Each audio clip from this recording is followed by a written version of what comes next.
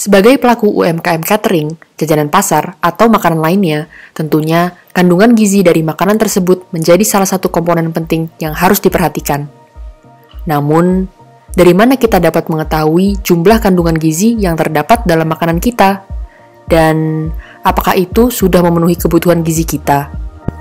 Sebelumnya, kita sudah memahami saran asupan harian dari Kementerian Kesehatan dengan apa yang kita sebut isi piringku, yang dibagi menjadi sepertiga untuk makanan pokok, sepertiga untuk sayuran, dan sepertiga terakhir terbagi menjadi 2, lauk pauk dan buah-buahan. Sekarang, kita akan membahas apa yang dinamakan dengan AKG, atau Angka Kecukupan Gizi.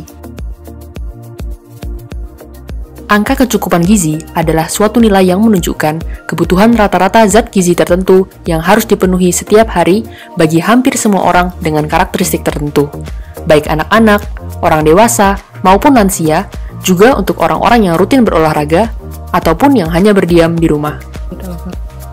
Kebutuhan setiap orang tentunya berbeda-beda, namun rata-rata kebutuhan energi masyarakat Indonesia adalah 2.150 kilokalori, dengan rincian karbohidrat sebanyak 350 gram, protein sebanyak 57 gram, lemak sebanyak 70 gram, dan serat sebanyak 30 gram.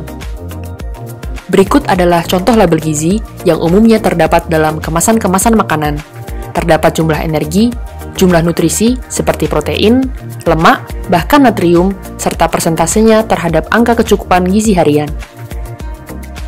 Maka, pertanyaannya adalah, apakah makananku sudah memenuhi kebutuhan giziku? Yuk kita pelajari bersama. Pertama, kita harus mengetahui dulu rumus yang akan kita gunakan untuk menghitung kandungan gizi yang ada dalam makanan kita. Kandungan gizi dapat dihitung dengan cara membagi berat makanan kita dengan BDD atau berat yang dapat dimakan, dikali dengan komposisi makanan. Sebelum menghitung, kita pelajari dulu masing-masing komponen ini. Berat makanan adalah berat dalam satuan gram dari satu porsi suatu bagian makanan kita. BDD adalah persentase dari makanan yang dapat dimakan. Contohnya, buah durian tentunya tidak bisa dimakan 100% karena kulitnya yang tebal. Terakhir, komposisi makanan adalah besarnya kandungan gizi makanan tersebut setiap 100 gram. Informasi ini didapatkan dari berbagai situs, seperti nilaigizi.com. Website ini sangat mudah untuk diakses, karena kita hanya perlu untuk menuliskan nama bahan makanan yang kita inginkan. Kemudian, informasi nutrisi akan muncul, mulai dari energi total, karbohidrat, protein, dan lainnya. Yang kedua, sumber resmi dari Kementerian Kesehatan Indonesia, yaitu Tabel Komposisi Pangan Indonesia terbitan tahun 2018. Tabel ini berisi banyak sekali bahan-bahan makanan, serta kandungan dan labelnya. Terlebih lagi, tabel ini juga menampilkan persentase BDD yang sudah kita bahas. Sekarang, yuk kita coba. Kita akan menghitung kandungan protein dalam 2 potong sedang tempe goreng. Data yang kita butuhkan adalah berat makanan tersebut, yaitu 50 gram. Lalu, persentase BDD, yaitu 100%, karena kita bisa mengkonsumsi tempe tanpa tersisa. Terakhir, komposisi protein dalam 100 gram tempe goreng, yaitu 24,5 gram. Dari sini, kita bisa menyimpulkan bahwa kandungan protein dari 50 gram tempe goreng adalah 12,25 gram. Sekarang, kita menghitung persentase 2 potong tempe tersebut dari AKG protein yang kita butuhkan.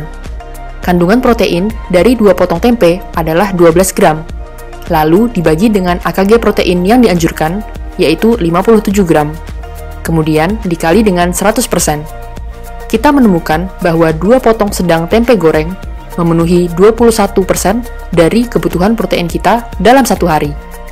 Nah, hal ini dapat diterapkan untuk seluruh makanan dan untuk menghitung kandungan nutrisi apapun, asalkan informasi tersedia dari sumber-sumber yang dapat dipercaya.